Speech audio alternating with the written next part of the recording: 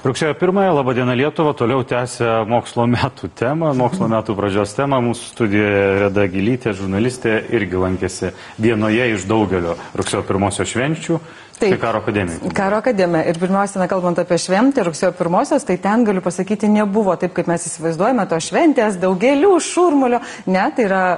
Tai, kad Karo akademija, tai aišku, iš karto įpareigoja elgtis kitaip, tai buvo rikiuotė, tai buvo uniformuoti kariūnai, taip pat ir pirmakursiai, kurių šiemet yra 65, jie taip pat jau buvo su uniformomis, na ir jų atvažiavo pasveikinti prezidentė Dalia Grybauskaitė. Ir dar buvo inauguruotas naujasis viršininkas Lietuvos Karo akademijos, tai pulkininkas Raimundas Matulis, jisai buvęs karinių oro pajėgų, vienas iš vadovų, na ir taip pat jisai sakė, kad ir pabrėžė, kad dabartiniai situacijoje, geopolitiniai situacijoje, saugumo situacijoje laukia nemenki iššūkiai ne tik jam, bet taip pat ir kariūnams. Na, mane, aišku, nustebino gerąją prasme patys kariūnai, tai yra tie vadinamieji studentai, bet jie vadinami kariūnais. Labai jų pasiryžimas, patriotiškumas, noras mokytis, stiprėti. Na, aš nežinau, kurioje aukštoji mokykla šitiek turi.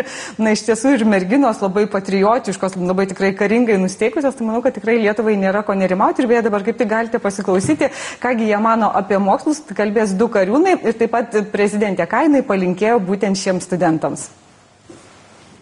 Asmeniškai man duoda tai svajonę, mano svajonės įsipildymą, o šiaip pati institucija duoda tiek daug, kad tikriausiai neįmanoma net išvardyti.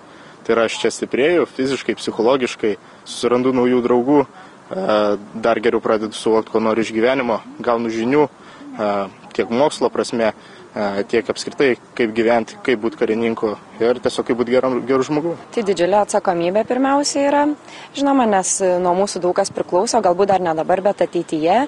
Ir taip pat didelė kaip ir garbė, todėl kad vėlgi nuo mūsų ne tik tais dabar priklausys, bet ir tai, kas bus ateityje, ką mes pastatysim.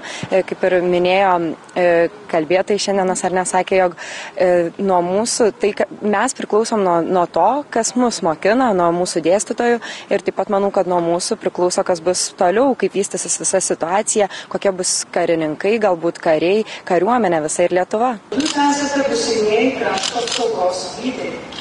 Mums jūsų reikia. Jūs veikluosios visi esame ir būsimi Lietuvos kariai, taip pat ir savanoriai.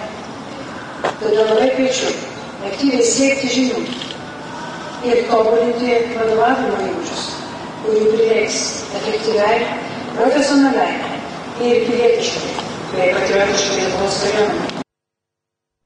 Redavo studijos Karo akademijoje, ko gero, netokios pačios kaip universitete. Na, be abejonės, netokios pačios, jau pati profesija įpareigoja būti netokiu pačiu, todėl kad tai yra daug fizinio pasirengimo, tai yra mokymai įvairiuose kariniuose poligonuose ir kasmet priimama maždaug po 60-70 studentų, šiemet, kaip ir minėjau, 65 kariūnai įstojo ir šiemet beje 11 merginų yra. Na, studijos yra, jie įgyja tarsi dvigubą išsilavinimą, tai jie gali universitetinį ir karinį pasirengimą, jeigu, tarkim, žmogus nenori būti karininku baigęs, jisai gali labai puikiai dirbti kažkokį civilinį darbą. Taip pat naujasis vadovas Raimundas Matulis pabrėžė, kad jie gauna maitinimą, gauna aprangą ir jisai paragino iš tiesų visus jaunuolius tikrai stoti į Karo akademiją, nors beje reikėtų pat pažymėti, kad tai nėra labai paprasta, todėl kad tai turi būti geras fizinis pasirengimas, beje, geri taip pat baigimo pažymiai.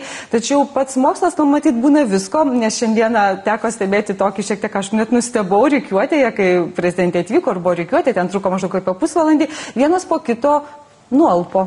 Kariūnai. Taip, alpo, kariūnai. Karšta diena. Taip, aš dar po to klausiau Lietuvos Karo akademijos viršininkos, kodėl, ir jūs gal čia taip labai nuvarėt, liaudiškai tariant, nuo pat ryto, sako, ne, bet tai būna, matyti įtampą, jie stovi pasitempę, apranga šilta, na, turbūt taip atsitiko. Bet sako, čia taip pasitaiko, na, vis tik matyti krūvis duoda. Gal prezidentė ilgai vėlavo? Ne, prezidentė niekada nevėluoja. Prezidentė nevėluoja. Jo, iš tiesų, jinai atvyko netgi anksčiau kelioms minutėms.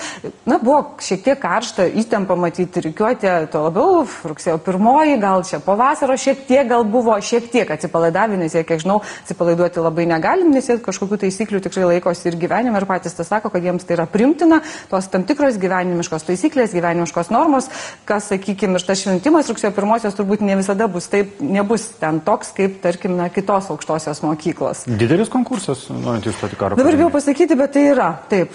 Tai yra vis tik, na, tai yra vienas iš tokia dabar bent jau pastaruoju metu tikrai ganėtinai geidžiama profesija ir vis tik užtikrina darbą, užtikrina atlyginimą. Turbūt aš bijau pameluoti, bet abejoju, ar į darbo biržas labai vaikšto baigę karo akademiją jaunuoliai. Greičiausiai nėra. Manau, kad kad nevaikšto. Tai va, tai taip, kad ir pastaruoju metu beje į Lietuvos karo akademiją įstoja vis daugiau jaunuolių iš savanorių ir šaulių gretų. Tai štai, na, pabando, paragauja tos duonos ir matyt, va, štai ir stoja. Ir merginų vis daugėja, kas beje iš ties yra labai smagu. Ir merginas man teko kalbinti, pirmakursės, kurios dabar įstojo, tai sako, kad jos jau nuo 15-16 metų tiksliai žinojo, kas stos į karo akademiją ir kad jas netgi tie dalykai, geopolitinė situacija, saugumo situacija visame pasaulyje, netgi paskatino jas tai, kad ir jos drąsiai imtos, bet kada, jeigu reikėtų kovoti už Lietuvą.